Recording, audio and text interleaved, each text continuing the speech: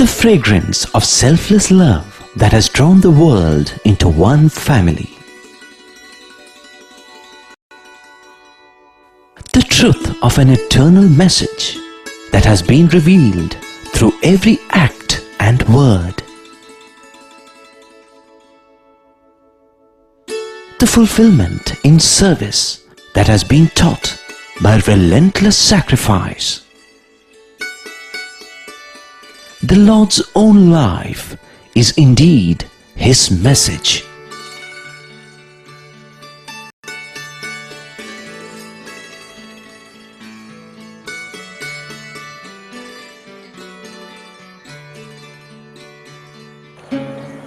Sai Ram, and welcome to the latest episode in our ongoing series entitled The Message of the Lord.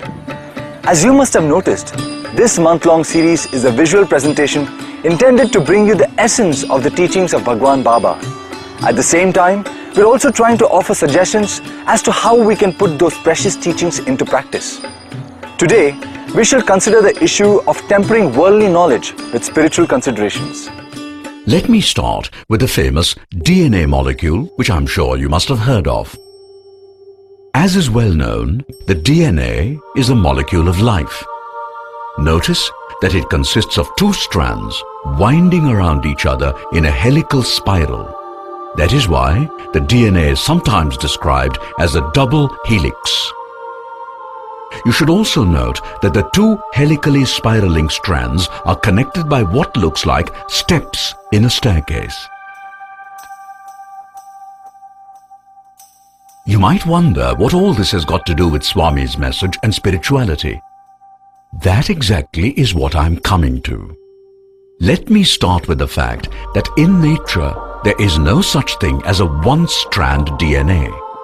In the same way, says Swami, education is meaningless if it is confined solely to what is these days referred to as secular or worldly education. పుస్తకములు చదవటం, అందున్నటువంటి విషయాలను ఎగ్జామినేషన్లో రాయటము, pass marks తెప్పించుకోవటము, ఇతను pass అయినాడనే బిరుదును మాత్రం పొందుతున్నారు. They just limit themselves to merely going through the text, appear for the examinations, secure a pass and claim that degree thereafter. నిత్య సత్యమైనటువంటి విషయములను విద్య అంటే ఏమిటి అనేటువంటిది ఎవ్వరికీ తెలియటం లేదు. The eternal truth which is contained in the process of learning is not known to anybody. చదువులన్నీ చదివి చాలా వివేకి అయి మగిడి తన్నెరుగడు మందమతుడు.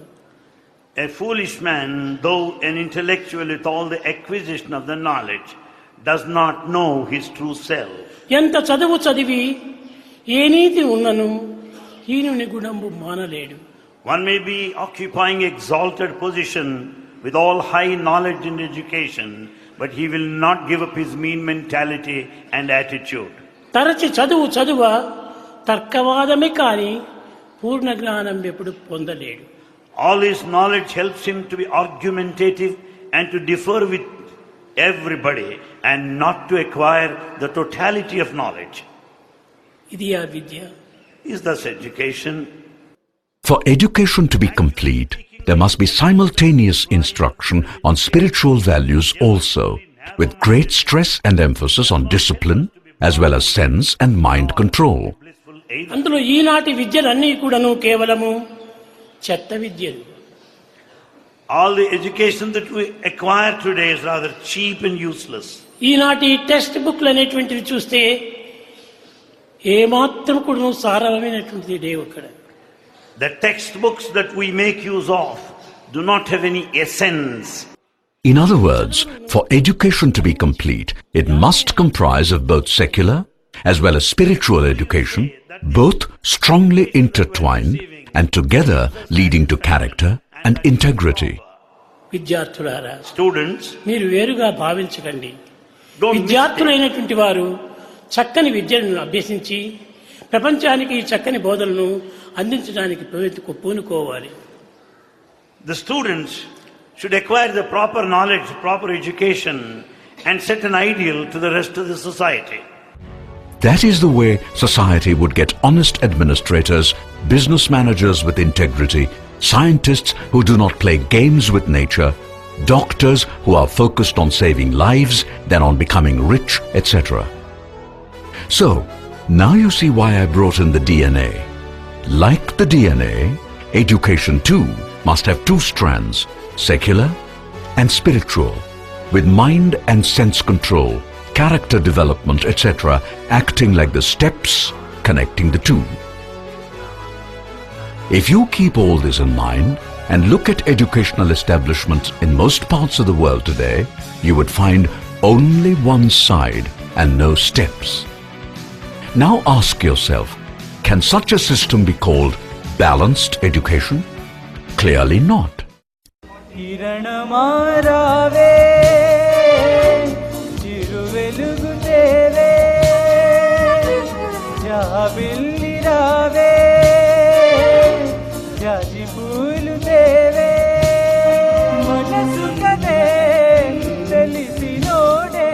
Over here in Prashanti Nilayam, every year on the 11th of January, there is a gala festival called the Annual Sports and Cultural Festival, during which the various campuses of Baba's school and colleges participate. Bend the body, mend the mind, and end the senses.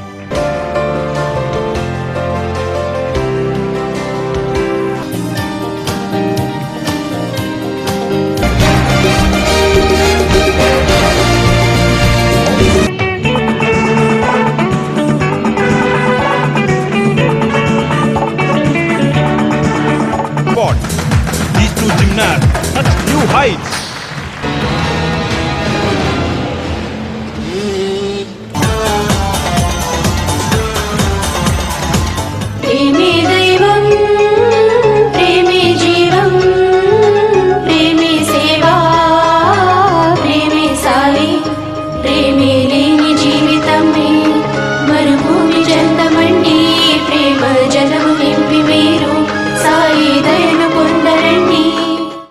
On 14th January, there is a prize distribution ceremony during which Baba gives away the prizes. On that occasion, Swami usually gives a discourse, and many a time Baba has, during his discourse, used a special string of 4 words. They are knowledge, skill, balance, and insight. In this context, Swami often refers to many sports events where not only knowledge but also skill is very important.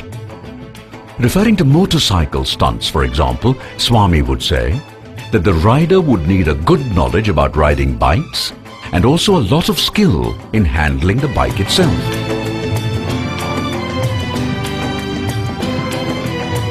However, without balance, the performer could be in trouble.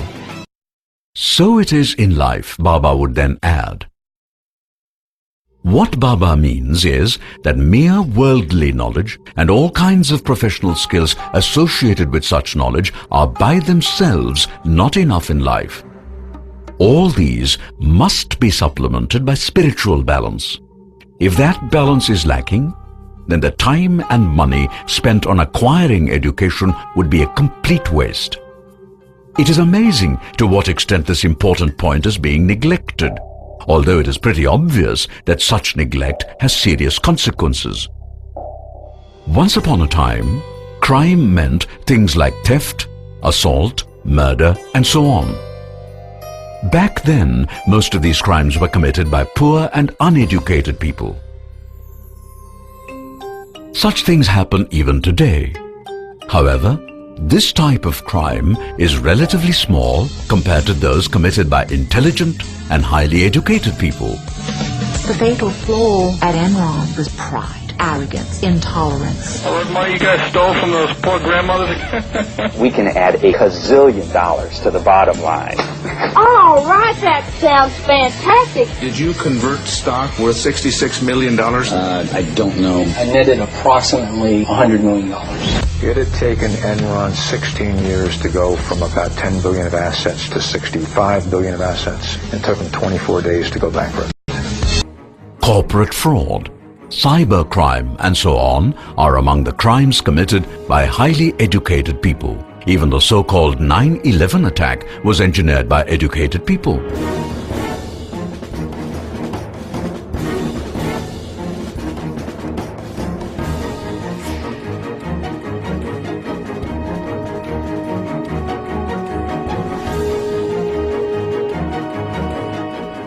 That is why a leading educationist in the West once said that his university produces only clever devils.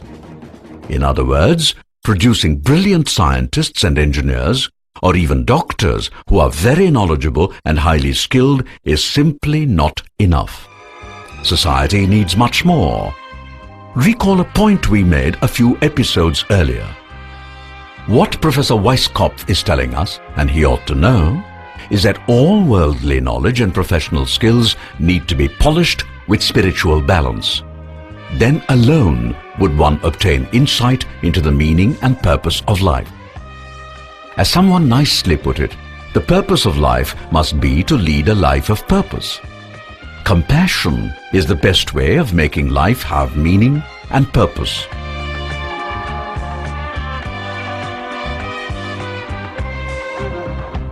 Let us now consider one specific example of how balance helps as opposed to mere knowledge and skill, which in combination generally creates only big problems. At the present time, many passionately believe that the Internet is one of the greatest blessings of modern times. In many respects, the Internet is certainly a great boon. However, there is also such a thing as excessive use as well as misuse of even a blessing. And the case of South Korea illustrates how sometimes too much of a good thing can be a curse. South Korea is one of the world's most wired countries. Nearly every home has high-speed broadband internet, and on nearly every street corner, a 24-hour cyber cafe. But all that has come at a cost. More and more teenagers and even young adults are addicted to online gaming. They are so obsessed, they forget about basic social relations and responsibilities. And one recent case sent shockwaves across Korean society. A jobless couple had continuously played 12-hour overnight sessions in an internet cafe, neglecting their 3-month-old baby. The husband, Kim Jae-byum, is 41 years old. His wife is 25. Last September, when they returned home from gaming overnight, they found their baby dead, shriveled from malnutrition. Born premature, she was fed milk twice a day, 3 times if her father woke up during the day. Police pictures show mold growing in her milk. In March, they were sentenced to 2 years in prison, but the judge suspended the mother Kim Yoon-jong's jail term as she's pregnant again. In fact, internet addiction is now officially recognized in South Korea as a mental malady. Why has such a situation come about, and how did it happen? There are many reasons. To start with, driven by the intense desire to be counted as an advanced country, young people in South Korea are being forced to become extremely competitive. This is the new global frenzy, and children in many countries, India included, are constantly told if you cannot compete fiercely, you would perish. Most children find this pressure too much and seek escape channels. Apparently, young people in South Korea find that online video games offer a very good solution. Thanks to street corner internet cafes, children and students in South Korea spend hours and hours every day playing these games to forget themselves. In the process, they also ruin their physical health, besides becoming psychological wrecks. Deeply concerned, doctors and government health authorities have now come up with internet addiction centers to wean children and students out of their addiction. Counselors say when at home, these teenagers typically use the internet for 12 to 18 hours a day. The camp helps them build emotional bonds with the real world in order to distance themselves from the virtual one. It is nice to have rehab centers like they have for drug addicts and alcoholics. However, if one is serious about the problem, then one has to go deeper and ask how the problem arose in the first place. That exactly is where spiritual balance comes into the picture. How exactly is such a worldly thing called the internet connected with spirituality? That is the question we shall examine next. Not many may be aware that the web was an invention of scientists in the world's leading scientific laboratory called CERN, that straddles two countries, France and Switzerland. CERN scientists, who are often located in many places, wanted to be in constant touch with each other, exchange huge volumes of data, etc., and thus was born the concept of computer network. In other words, scientists figured out a way of not only interlinking computers in different places, rather like telephones are, but also exchanging information, data, pictures, offering links to common databases, etc. That, in brief, was how the web concept came into existence. Soon it went from the lab to educational establishments, and in no time at all, it was in the marketplace, allowing people to do all sorts of things across the world. And that was how the World Wide Web became a global necessity. In no time at all, the floodgates were literally opened, and everything from online shopping to online betting became possible. With all this came all sorts of undesirable things also, including, of course, undesirable video online games, which promptly got many young people totally hooked.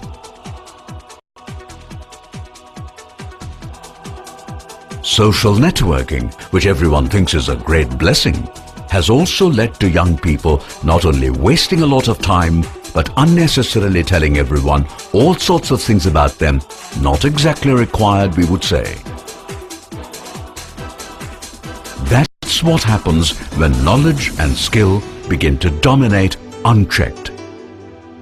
You may ask, okay, but what kind of balance is needed to set matters right? Well, let us go back to Swami's teachings. In particular, what he has to say about the purpose of life. Remember that? Swami says that life is given to us so that we make it a journey back to God. In short, from God we come, and to God we must return. Now, Swami is not asking us all to become recluses. Not at all. In fact, he wants us to be fully immersed in life, but with a God focus. Now, if one were to spend 10 to 12 hours a day at a computer doing not work or study, but just wasting time, is it good for the body? What about the time spent? Is that not a waste? Does not Swami say, do not waste time, for time waste is life waste? What about energy? Does not Swami also say, energy is God, do not waste energy? Does not internet use consume energy? So, balance means being in the world, but retaining at the same time our sense of purpose. It is by way of stressing this that Baba sometimes tells us, hands in society, but head in the forest. A simple way of achieving this would be to not only stick to moral principles in whatever we do, but also dedicate whatever we do to God, in the full belief that our actions are being performed entirely for God's pleasure. Surely, when a kid plays video games for hours and hours, the kid is not doing so for God's pleasure, is it? What happened to the parents? Don't they understand what's happening? Why did they not intervene? What happened to teachers? Why did they not advise the students? Why, for that matter, was society allowing things to go out of hand? Well, it looks like everybody was lacking balance, which is not surprising, since how many people think of God regularly? You know, we must think of God not merely when we are in trouble, but also when things are going well for us.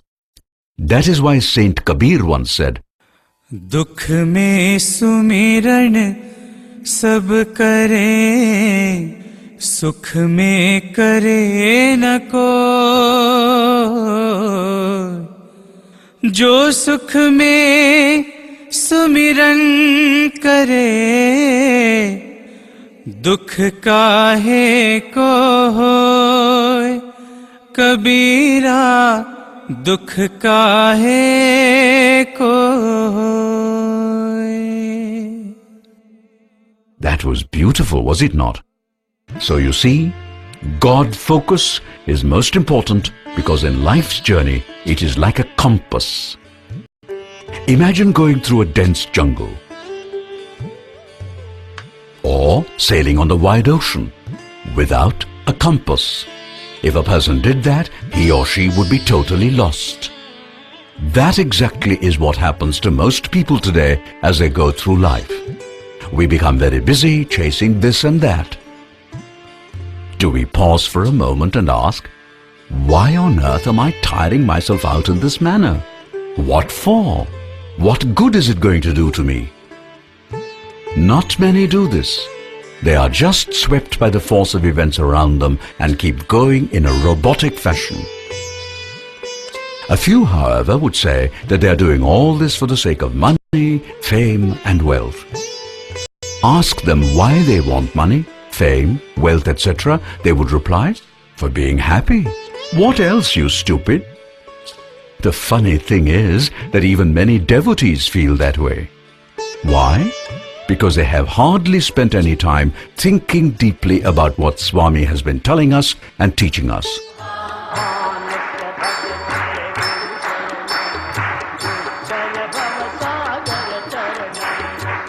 Remember the very first message Swami gave to humanity way back in October 1940?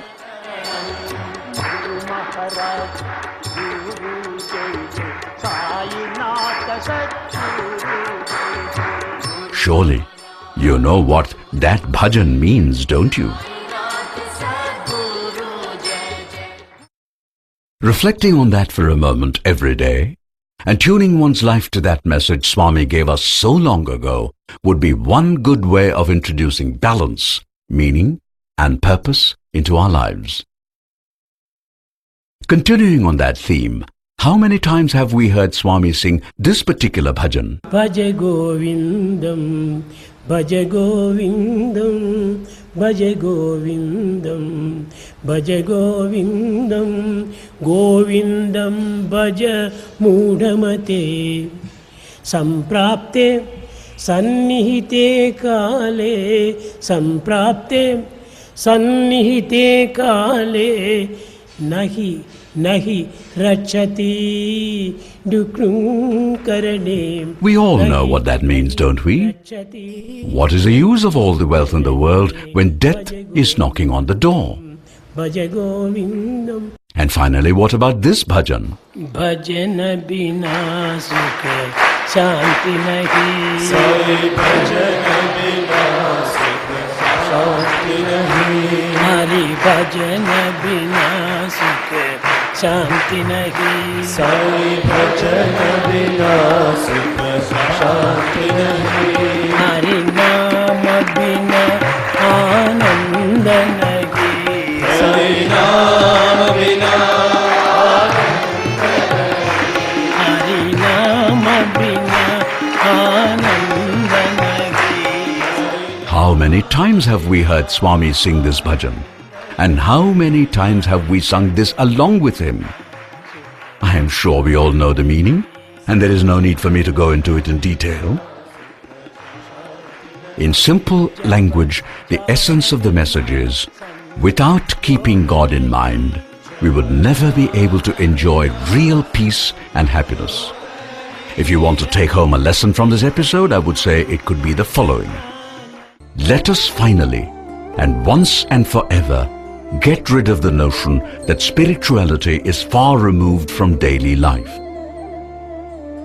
If there is one thing we should and must learn from Bhagavan Baba, it is that spirituality must be made the very core of life by making our lives revolve around the teachings of Swami. That is the way to introduce balance into our lives.